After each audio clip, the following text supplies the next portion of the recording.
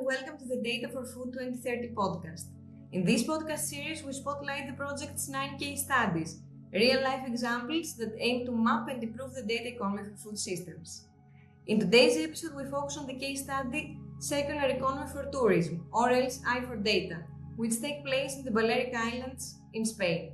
For this reason, I would like to welcome Dolores Ordóñez, Director of the Data for Food 2030 partner, AnySolution. Dolores, welcome and thank you very much for accepting our invitation to this podcast. Thank you so much, Nefeli. To start, could you give us an overview of the I4Data case study and what does it aim to achieve? Okay, thank you. As you have said, this case study is going to take place in the Balearic Islands. What we are planning to achieve is to first to spread the word about what is the data economy for the agri-food system. We are working together with the agri-food cooperatives, with the denomination of origin for the wineries, because we have selected the wine sector and the almond sector, and what we want is to help them to understand which are the benefits of sharing data. Thank you very much. So it's focused on the almond and the wine sector, as you mentioned. And what inspired the launch of the I4Data case study in the first place? Well, I have to mention that on the first place, we are coming from a previous project in which we had this sentence: without agriculture, there is no tourism. As you know, in the Balearic Islands, our main economical sector is tourism, but at the same time, 85% of our territory is managed by the farmers. So what we wanted is to generate these balances in order to help also the farmers to improve their economy, to benefit more about what's happening at the level of the Balearic Islands, selling also their local products to the tourists. But for that, we have to generate links and synergies between the agricultural sector and the tourism sector. And precisely this use case is addressed to generate these synergies by sharing data from both sectors, from the agricultural sector and from the tourism sector. And how do you plan to achieve these goals? Are there any key actions that you're implementing in this case study? Yes, well, the first action that we have put in place is to generate trust. What we have done is to identify which are the main stakeholders at the level of the Balearic Islands with which we have to work.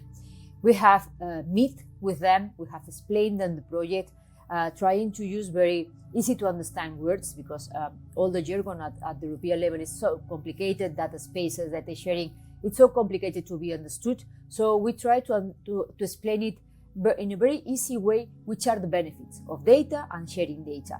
And then in order to generate this trust framework and also the good relations among us, what we have done is to sign agreements. We have signed different agreements with the wine sector, with the almond sector, with the cooperatives, and now we are also going at the level of the farmers in order to know what's going to happen when we are working in this data sharing framework. If they gave us some data to train algorithms, or how are we going to help them to solve some challenges that they are facing thanks to the use of data. But first of all, I guess they have to trust you. To understand what you're saying, to go through all these agreements and understand the benefits that they will gain from this case study and from getting involved with the Data for Food 2030 project, as I imagine. Yes, we have to understand this as a process in which we are working at the level of a very interesting and challenging EU project, with different use cases and a lot of different partners. And then we have to implement the use cases, which at the end are going to be a real implementation on what's being developed at the level of the project. So we have to generate this much, and to make this possible, we have to make the farmers to understand which are the main project's objectives, and then how can they benefit from the use of data. So what we are also trying to do is to generate very easy to understand examples. So it's very important to understand that we cannot speak in general terms, but to go to deep to specific uses of data to solve the challenges that they have. I understand completely, and you told us a little bit about farmers and other stakeholders and how they can benefit from the outcomes of the I4Data case study, but I would like you to expand a little bit more on the benefits of the stakeholders within the food systems from the i4 data case study. So we are going to very specific examples, and this is, I think, is the most important part of the project. At the end, for example, for the almond trees in the Balearic Islands, we have a lot of varieties of almonds, and when the almond trees are blossoming, it's incredible, nice. So we have many tourists that they want to enjoy, to come to the island to visit these almond trees blossoming, but also we are generating a lot of food products based on almond, also our milk. So what is important is to make the tourists know what is happening at the level of Mallorca, to generate also tourism experiences that are very authentic and they increase the tourism satisfaction. So if we are able to inform tourists when the almond trees start to blossom, in order that they have enough time to plan their trip to come to the island, and also we can inform the farmers and to generate awareness of the farmers that they are going to generate more benefit, more incomes by open their doors to the tourists to go to their places to know and to check how the almond blossom are there. So I think we are going to generate new tourism experiences. This means also that we are going to need to involve more actors, because the tourism value chain is very complex, but also in the agri-food sector there are a lot of factors that are involved. So what we need is to generate also this understanding on which are the main actors that have to be involved, because at the end of the day the farmers, what they want is to grow their products. They are not experts in tourism experiences, and they will need the help of tourism experts, the tourism guides, in order to bring these tourists and to explain them the experience. So I think we are generating this kind of synergies and complementarities among them in order to generate these experiences. I understand from what you're saying that the tourism and the agri-food sector are very closely connected. So how can these benefit from sharing data with each other? How these two sectors, the agri-food and the tourism, can go to data sharing and benefit? Most important benefit will be that both are going to increase their benefits, so economical benefits. So on one side, the tourism actors are going to offer new tourism experiences. What the tourist wants are to be surprised. They want to know local things, because at the end of the day, what they want is to go up to a place and they have this curiosity to know what's happening in the place and to be in contact with the local things that are happening in these places. So they are discovering. But on the other hand, you have the farmers that are producing their products, and they are going to have this direct contact with the people that can buy their products. It is not only to sell a tourism visit in which the tourists will go to the places and can pay for organizing a visit through the almond trees, but at the end of the visit, they can also offer them to sell their products. And I think this is also very important. This is something that is already happening also in the winery sector. So we have a lot of wineries that they were only thinking in selling wine, but then if they combine the fact of selling wine with all the tourism experience, to organize a wine tasting, to organize a day in which the tourists can enjoy through all the wine jars and enjoy a day there, also tasting other local products, at the end we are creating an experience. At the end, we need the data to generate these experiences, but the final result of sharing this data is that we are going to increase the incomes from both sectors.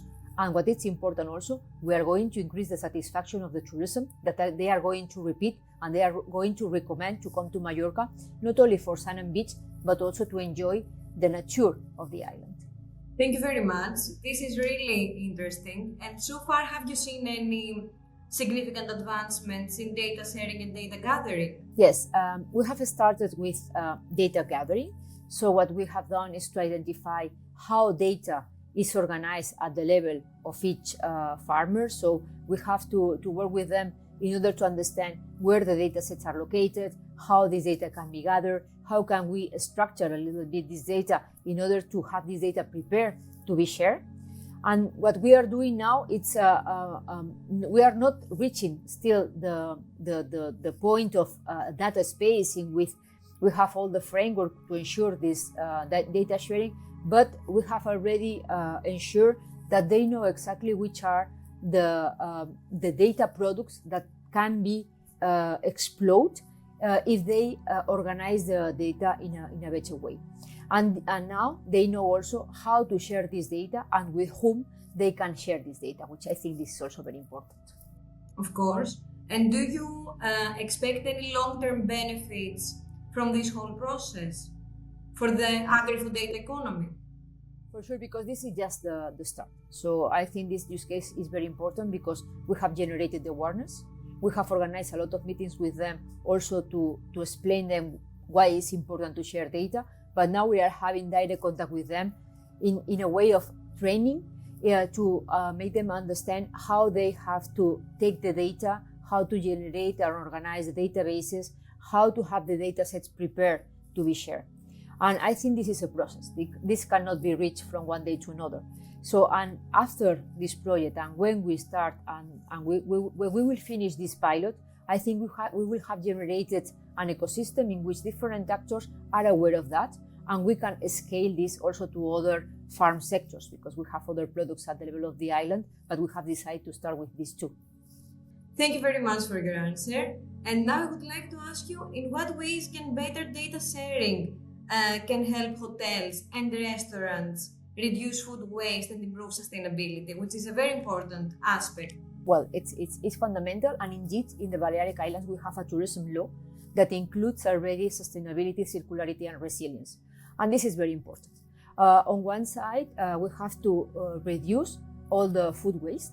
This is one of the main topics in which the initiatives at tourism level, hotels and restaurants are trying to implement. We have a very important circular initiative here in tourism at the level of the Balearic Islands that has been considered as a best practice by UN Tourism.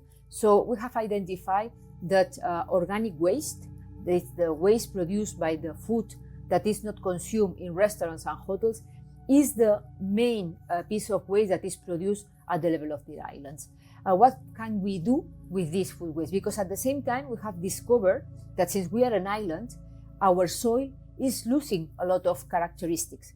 And these characteristics are fundamental in order to grow our vegetables, our trees, or whatever. So we need compost. So we need to increase the quality of our soil, to increase the quality of our products. So now it is an agreement in which all the organic waste that is produced in hotels and restaurants is transformed into compost. This compost is treated, analyzed. It depends on the hotel chain, so there are several initiatives running now at the level of the islands. And this compost is given to the farmers in order to grow these products. And then with the products they produce, these products goes again to the restaurants to generate again this circularity. This is very important. But other important thing is to know exactly who is coming to the island, because the hotels and restaurants are starting to understand that personalizing the buffet, it's a way also to reduce the food waste. And many restaurants and hotels especially, based on the knowledge that they have on the bookings, based on the nationality, on the age, on the typology of tourism, if it's a cultural tourist, a sport tourist or whatever, they can adapt the menu that they have at the buffet. So they have reduced very much the food waste.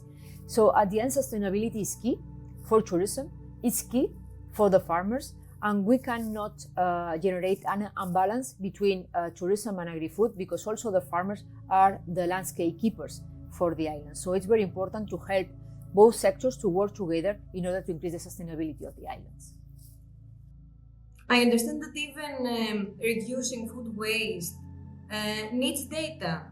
So it's very important that you highlight this. Thank you very much. And one last question before we finish our discussion for today.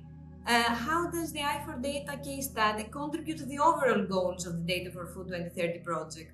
I think as any use case that was born within the Data for Food are completely aligned with the objectives. At the end of the day, we are generating this data economy for agri-food systems. So, and this is the first thing we have done, to try to explain which are these data economy, what it's about, or why it's important to understand how can the farmers benefit from this data economy. but then which are the benefits of using data? And I think this is one of the main important aspects of data for food, because at the end we need data to increase the food systems. And it's independent on the typology of food or vegetables or with farmers with which we are working. We really need data to understand how can we take better decisions, how can we develop new business models, and I think this is completely aligned with the objectives of Data for Food 2030.